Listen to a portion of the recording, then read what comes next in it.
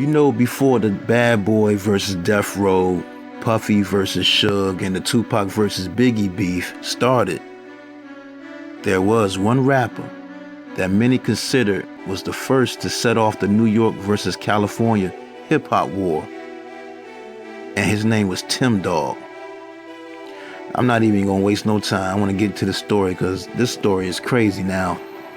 Tim Dog was born January 3rd, 1967 in Bronx, New York.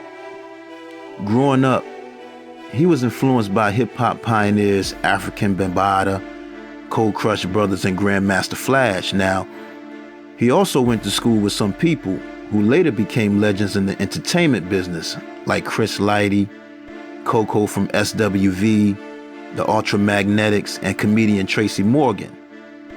By age 11, Tim Dog started rapping in school and around different neighborhoods in the South Bronx. Now, he came up with the name Tim Dog because he wanted to be in his brother's gang called the Zoo, and you had to have an animal name to be in the gang. But all the cool animal names was taken, so he just came with Dog. Anyway, he also grew up with KRS-One and Scott LaRock from Boogie Down Productions, and Scott LaRock promised to help him once they became successful. But on August 27th, 1987, Scott LaRock went to try to squash a beef between rapper D-Nice and a guy from the neighborhood. But Scott LaRock ended up getting shot in the head while sitting in a Jeep and died hours later. After Scott LaRock's death, Tim Dog hooked up with said G from the Ultramagnetics and started recording his demo. Now, after recording his demo, he started shopping his music around to record labels. But Tim Dog became frustrated though when record labels turned him down because he didn't sound like NWA. They told him that they would sign him if he go get a Jerry curl so he could develop the same type of appeal as the group NWA, which was very popular at the time. Plus, a lot of people from New York at that time was dressing like NWA. Everybody was wearing Compton hats or Raiders hats in his hometown, and Tim Dog wasn't feeling that.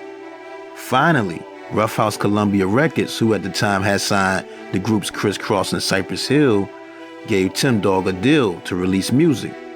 Now, on March 4th, 1991, Tim Dog released a single called F. Compton, in which the song took shots at LA rappers like NWA. He took a shot at Michelle A, as well as DJ Quick and Ice Cube. Now, he really got at Dr. Dre for that incident in which he attacked Fox TV's Pump It Up VJ D Barnes over an Ice Cube interview she did at an album release party for Eazy-E group BWP during the time, because they was beefing. But Tim Dog did say he was cool with some of the West Coast rappers like Ice-T, Tone Loc, and Above the Law. The song F. Compton, it sold over 1 million copies and went platinum. On November 12, 1991, Tim Dog released Penicillin on Wax, his debut studio album. On the album, he had some more diss songs like Step to Me and Bronx Nigga. Now after that, a lot of West Coast artists responded with their own diss songs. Like DJ Quick, he had the song called Way Too Funky. That's when Dr. Dre came with Dre Day. MC8 and Compton's Most Wanted came with the song Who's Effin' Who. And Tweety Bird Loc had the song South Bronx Can't Touch Compton. But the bad part about the whole thing was a East Coast versus West Coast rivalry was beginning. Now see, with the success of his single and the album, Tim Dog began to tour, and he had to go to California to promote his music. One incident, while in San Francisco, he got into it with some guys at the club and ended up outnumbered. But see, Tupac was there, and Tupac held him down because him and Tupac knew each other from back in the days. Tupac from New York, so they knew each other from back in the day. Now, and for helping him with that situation, Tim Dog shouted Tupac out on his second album for helping him. Now, on October 20th, 1993, Tim Dog released his second album called Do or Die, in which he produced the whole thing himself. On that album, he focused more on just lyrical rapping instead of drama and dissing people. And he also had a feature from KRS-One called I Get Wrecked, which peaked at number 8 on the Hot Rap Songs charts. In 1996, Tim Dog got with Kool Keith from the group Ultramagnetics to form a duo group called Ultra, releasing the album titled Big Time. Now, also during that time, the East Coast and West Coast beef was getting out of hand, and Tim Dog asked Tupac could he squash the beef between him and Biggie, in which Tupac told him he would if Tim Dog set up a meeting and let him and Biggie talk. But Tim Dog never did it.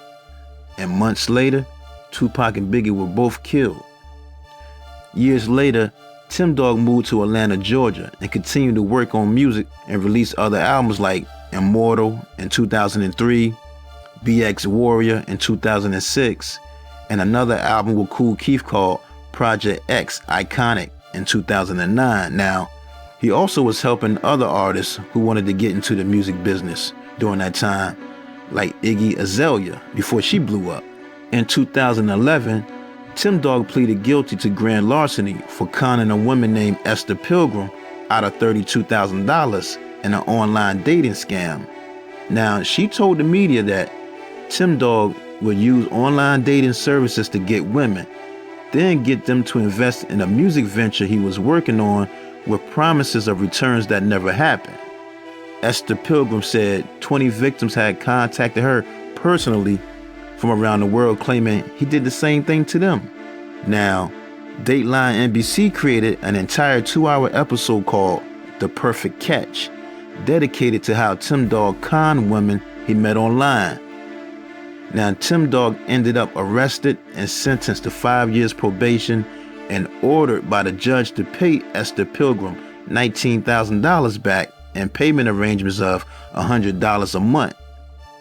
But on Valentine's Day, February 14th, 2013, Tim Dog reportedly died from complications of diabetes. But his funeral was canceled and no death certificate or autopsy existed. Rumors allege that Tim Dog may have faked his death to avoid making payments to Esther Pilgrim. But on September 15th, 2014, NBC News confirmed that he had indeed died when a death certificate was filed in Georgia. He was 46 years old. R.I.P. Tim Dog.